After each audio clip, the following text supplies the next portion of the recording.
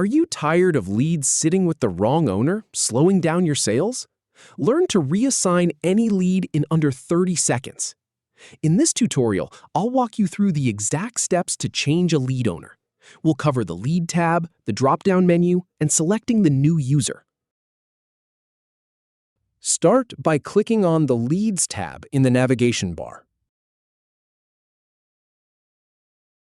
Then, from the list of leads, click the drop-down menu next to the lead you want to reassign.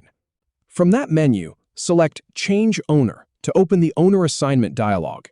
In the search bar that appears, type the name of the new owner you'd like to assign. Click on the user from the search results to select them. Finally, click Submit to confirm the owner change.